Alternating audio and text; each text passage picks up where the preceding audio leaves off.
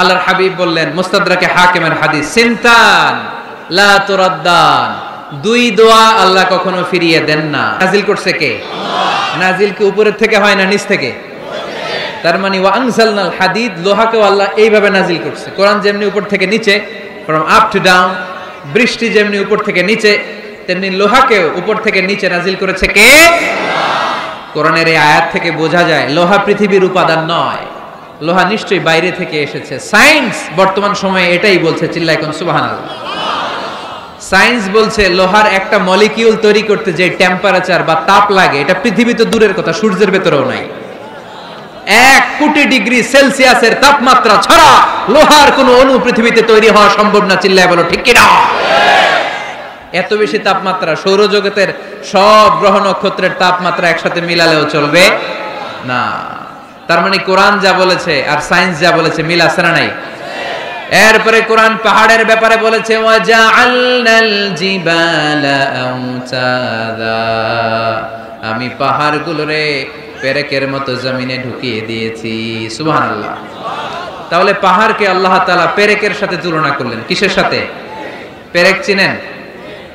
কাঠের ভিতরে ঢুকে না, দেয়ালে ঢুকে। তাহলে আল্লাহ পাহাড়গুলোরে বললেন পেরেক। আচ্ছা, পেরেক যখন আমরা কাঠের ভিতরে ঢুকাই, পুরো পেরেকটা কাঠের ভিতরে ঢুকে যায়, উপরে শুধু কি থাকে? মাথাটা থাকে, ঠিক কিনা? তার মানে আমরা যে পাহাড় দেখতে পাচ্ছি এটা পাহাড়ের মাথা। পুরো পেরেক যেমনি কাঠের ভিতরে, পুরো পাহাড়টা আছে মাটির ভিতরে। চিল্লায় পড়ি আল্লাহু আকবার। জমিনে আমরা দৃশ্যমান এই পৃথিবীতে খালি চোখে যে পাহাড় দেখতে পাই, এটা আসল পাহাড় না, এটা পাহাড়ের মাথা। যেমনি পেরেক যখন কাঠের ভিতরে ঢুকে দেই, পুরো পেরেকটা কাঠের ভিতরে ঢুকে যায় কি যায় না? পেরেক নিয়ে যখন আমি হাতুড়ি দিয়ে মারলাম, পুরো পেরেকটা কই যায়? কাঠের ভিতরে, তাই না? তার মানে খালি চোখে যে পাহাড় দেখি, এটা পেরেকের মাথা যেমনি একটু দেখা যায়, এটা পাহাড়ের মাথা। আসল পাহাড় মাটির ভেতরে, উপরে যদ্দূর দেখা যায় তার কমসে কম 10 গুণ পাহাড় মাটির ভিতরে রেখে দিয়েছে কে? আল্লাহ। এজন্য আল্লাহ উপমাটা, মেটাফরিকটা এইভাবে দিলেন, ওয়াজআলনাল জিবালা আওতাদা, এই পাহাড়কে, মাউন্ট এভারেস্টকে, আলাস্কা পর্বতমালাকে, আল্পস পর্বতমালাকে, এই গারো পাহাড়কে, এই কেউকারাডাঙ্গার তাজিংডং বিজয়কে আমি পাহাড়ের মতো জমিনের মধ্যে গেড়ে দিয়েছে। চিল্লায় পড়বো সুবহানাল্লাহ। আবার আল্লাহ বললেন, ওয়ামিনাল জিবালি জুদাদুম বীদুন ওয়া হুমরুম মুখতালিফুন আলওয়ানুহা ওয়া গরাবিবু সুদ, পাহাড়ের মধ্যে কোন পাহাড় আমি বানিয়েছি ধবধবে শুভ্র সাদা, কোন পাহাড় আমি বানিয়েছি রক্তিম লাল, কোন পাহাড় আমি বানিয়েছি কুচকুচে কালো। 3 কালারের পাহাড়। কয় কালারের? মৌলিকভাবে ধবধবে শুভ্র সাদা পাহাড়, অথবা রক্তিম লাল পাহাড়, অথবা কুচকুচে কালো পাহাড়। আপনি পৃথিবীর পাহাড়গুলো নিয়ে যদি গবেষণা করেন, বিভিন্ন রঙের পাহাড় আপনি দেখবেন। আমি তো পৃথিবীর অনেক জায়গায় পাহাড় দেখেছি। মিশরে আমি তুর পাহাড়ের চূড়ায় উঠেছি। ওখানে যেখানে মুসা আলাইহিস সালামের কাছে আল্লাহ নূরের তাজাল্লি দিয়ে ফোকাস করেছেন, পাহাড়টার নাম তুর পাহাড়। 2 বার আমি উঠেছি এটার চূড়ায়। উঠতে আমার অনেক কষ্ট হয়েছে। ওখানে উঠে ফজরের সালাত পড়ে আমি খেয়াল করে দেখলাম তুর পাহাড়ের আশেপাশের পাহাড়গুলো কোনোটা খয়েরি, কোনোটা কালো, কোনোটা লাল, কোনোটা ধূসর। আল্লাহু আকবার। এক এক পাহাড়কে এক এক রং দিয়ে তৈরি করলো কে? পৃথিবীতে চায়না নামে একটা দেশ আছে না? চায়না একটা শহর আছে গানজু। কি নাম? আজকে যে গুগল করবা, the গানজু city located in China, চায়নাতে অবস্থিত গানজু শহরে একটা পাহাড় আছে। এই পাহাড়ের নাম রেইনবো মাউন্টেন। কি নাম? মানে রংধনুর পাহাড়। রংধনুর কয় রং? সবাই কন, আরো জোরে। 7 রং না? আমরা ছোটবেলায় মুখস্থ করতাম, বেনিয়া সহকলা, বেনিয়া সহকলা। এই 7 রঙের পাহাড় ওখানে দেখা যায়। এক জায়গায় 7 রঙের পাহাড়। সুবহানাল্লাহ কইতে পারলেন না? মজা করে বানালো কে? সুনানে তিরমিজি আর মুস্তাদরাকে হাকিম, মুসনাদে আহমদ ইবনে হাম্বলের হাদিস। আল্লাহ যখন পৃথিবী বানালেন, এই পৃথিবীটা ঘোরার পাশাপাশি কাঁপাকাঁপি শুরু করে দিল। এই পৃথিবীর কাঁপাকাঁপি বন্ধ করার জন্য রব্বুল আলামিন পৃথিবীর মধ্যে পাহাড় গেড়ে দিলেন। 7টা tectonic plate, 7 tectonic plates creates the mountain range on earth. 7টা টেকটনিক প্লেট আল্লাহ দিলেন। পৃথিবী সৃষ্টি করার পরে পৃথিবী কাঁপে।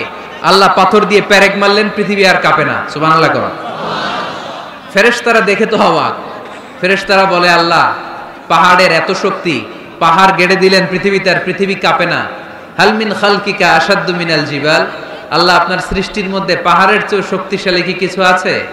আল্লাহ বললেন, নাআম, আছে। আল হাদিদ, লোহা। লোহা পাহাড়ের চেয়ে শক্তিশালী, কারণ লোহা পাহাড়ে মারলে পাহাড় ভেঙে যায়, ঠিক কিনা? ফেরেশতারা আরো অবাক, লোহা এত শক্তিশালী। হাল মিন খালকিকা আশাদ্দু মিনাল হাদিদ, আল্লাহ তাহলে লোহার চেয়ে শক্তিশালী মনে হয় কিছু নাই, আছে?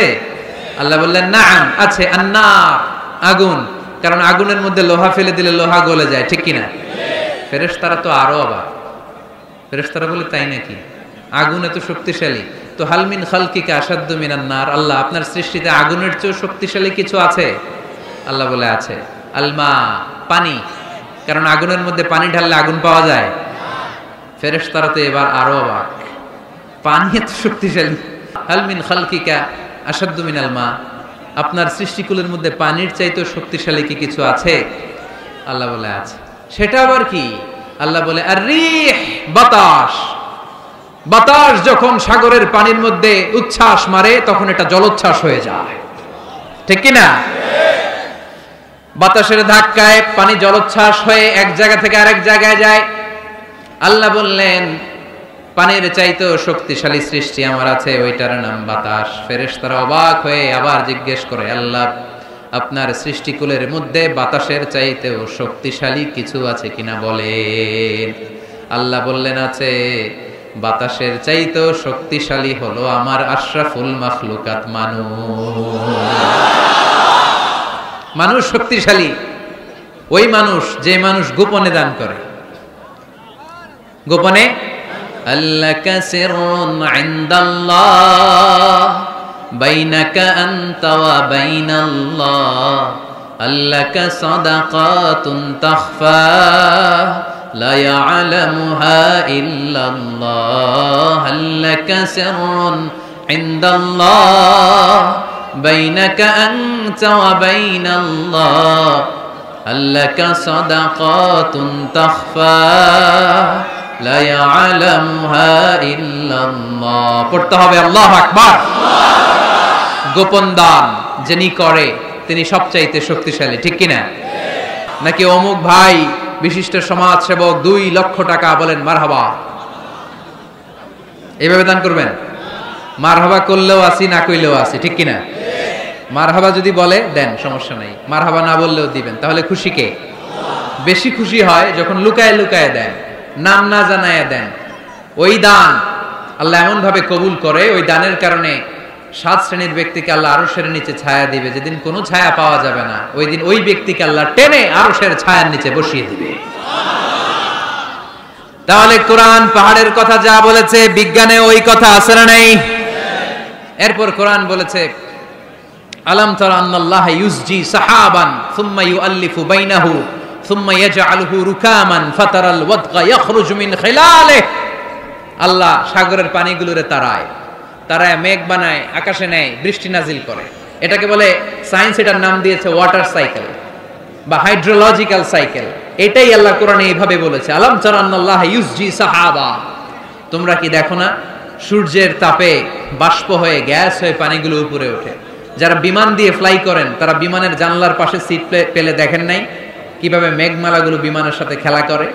এগুলো তৈরি করছে কে? তার মানে কোরআন যা বলল বিজ্ঞান তাই বলে।